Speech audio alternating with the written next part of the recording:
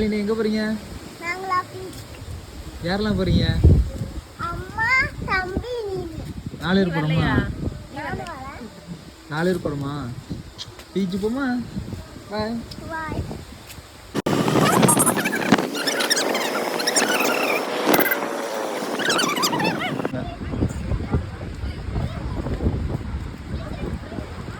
நாங்களா ரஸ்தா காட் வந்தோமா, அதனால நாங்க சாப்பிட்டு எல்லாம் வந்தோம்.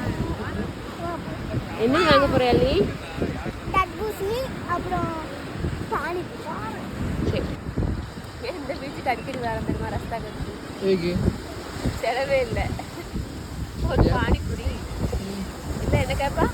தர்பூசணி வேற அவ்வளோதான். இங்கே வேற கடையும் கிடையாது. ஒரு ஐஸ்கிரீம் கடை, ஐஸ்கிரீம் வாங்கி கொடுக்க மாட்டீங்க. அதிகபட்சம் 100 ரூபா 150 ரூபா தானே? அவ்வளோதான். இதே கன்னியாகுமரிக்கோ வேற எந்த பீச்சுக்கோ போனோன்னா கையில் 500 ரூபா இல்லாமல் போயிட்டு வர முடியாது. பாப்பா என்ன வேற என்னணும்? இது மட்டும் வாங்கணும். இது மட்டுமா? போதும், அவ்வளோதான். அதுக்கு மேலே சாப்பிட மாட்டா. நம்ம ஒரு விஷயத்தை அனுபவப்பட்டால் மட்டும்தான் வந்து நம்மளுக்கு தெரியும், பெருசாக பேசுவோம். அனுபவப்படாமல் நிறைய விஷயங்கள் இருக்குது. அந்த மாதிரி எனக்கு ஒரு விஷயம், இந்த மாதிரி கடலில் பார்த்தீங்க அப்படின்னா ஃபேமிலியோட போய் என்ஜாய் பண்ணி சுற்றிட்டு இந்த மாதிரி பீச் மேலே நடக்கிறதுக்கு ஒரு தனி சுகம் நல்லா தான் இருக்குது. பக்கத்தில் இருந்துட்டு இந்த மாதிரி நம்ம பக்கத்தில் இருக்குன்னு சொல்லிட்டு அலட்சியமாக எதுவுமே எடுக்காங்க. எல்லாமே நல்ல எக்ஸ்பீரியன்ஸ் தான். இந்த மாதிரி பீச்சுக்கெல்லாம் வெளியே வர தெரியுமா? வெளியே உனக்கு எதுக்காண்டி வரேன்னு தோணுது? வந்தால் உனக்கு எப்படிலாம் அந்த ஃபீல் ஆகுது? வீட்டுக்குள்ளே இருக்கும்போது பல விஷயம் யோசிச்சுக்கிட்டே இருப்போம். வெளியில் வர்றப்போ கொஞ்சம் மைண்ட் ஃப்ரீயாக இருக்கும். வெளியே இருக்கலாம் பார்க்குறப்போ, அதுவும் பிள்ளைங்க கூட அது ஒரு தனி ஃபீல். எனக்கு அந்த மாதிரி தான். எவ்வளோ தான் நம்ம வேலையை பற்றியும் சரி, மற்றபடி ரூபா பண விஷயம் கண்டிப்பாக இப்போதைக்கு ரொம்ப பெரிய பிரச்சனை எல்லாத்துக்கும். அப்படி பிரச்சனைகள் இருந்தாலுமே இந்த மாதிரி வந்துட்டு போகும்போது கொஞ்சம் மைண்ட் ரிலாக்ஸாக அந்த தலைவலி இருக்குல்ல, எனக்கு தெரிஞ்சு இந்த மாதிரி வரக்கூடிய தலைவலி இந்த மாதிரி நம்ம அந்த வெளியே வந்துட்டு போகிறதுல வந்து எனக்கு கொஞ்சம் கம்மியாகுது. ஃபுல்லாக சரியாலும் கம்மியாகுது. ஃப்ரீயாக இருக்குது, மைண்டு ஃப்ரீயாக இருக்குது. இந்த மாதிரி நீங்களும் பிளான் பண்ணிக்கணும்னா கண்டிப்பாக இந்த மாதிரி வந்துட்டு போங்க. நம்ம வீட்டிலே இருந்தவங்களா ஸ்ட்ரெஸ் மாதிரி திரும்ப திரும்ப யோசிச்சு நம்மளுக்கு பிரச்சனை தான் அதிகமாகும். இந்த மாதிரி வந்துட்டு போங்க, கொஞ்சம் ஃப்ரீயாக நம்மளுக்கு ஃபீல் ஆகும். எப்படி என்றைக்காச்சும் வாரத்துக்கு ஒரு நாள் ஃப்ரீயாக வெளியே வந்து சும்மா என்ஜாய் பண்ணி, அதாவது மைண்ட் ரிலாக்ஸ் பண்ணிட்டு போகலான்னு பார்த்தா என்றைக்குமே அமையாது தெரியுமா? எத்தனை வாட்டியும் பிளான் பண்ணி என்றைக்குமே அமையலை. ரொம்ப வருஷம் எங்களுக்கு இப்போ தான் ஒரு 2 மாதமோ 3 மாதமோ வாரத்துக்கு மாதத்துக்கு 2 தடவை வாரம் அவ்வளோதான். இத்தனைக்கும் எங்கே தெரியுமா என் ஊர்லேருந்து ரொம்பலாம் ஒரு 3 கிலோமீட்டர் 4 கிலோமீட்டர் தான் இருக்குது பீச்சு. ஆனால் வரதுக்கு டைமும் கிடைக்காது, இப்போ நேரம் கரெக்டாக அமையாது. நம்ம பிளான் போட்டாலும் நடக்கவும் செய்யாது. இத்தனைக்கு ரொம்ப தூரம் எங்கள் பக்கம் தான். எனக்கே அந்த நிலைமை எத்தனை பேர் எப்படி இருக்கான்னு தெரியாது. நீ இந்த மாதிரி பீச்சுக்கு போகணும் பிளான் போட்டு எத்தனை நாள், அதாவது எப்போலாம் பிளான் போட? மாதம் ஒருக்கா போகலாமா, இல்லை வாரத்து ஒருக்கா போகலான்னு பிளான் போட? போகலான்னு நினைப்பேன். ஏன்னா அவங்க ஒரு நாள் தான் லீவு.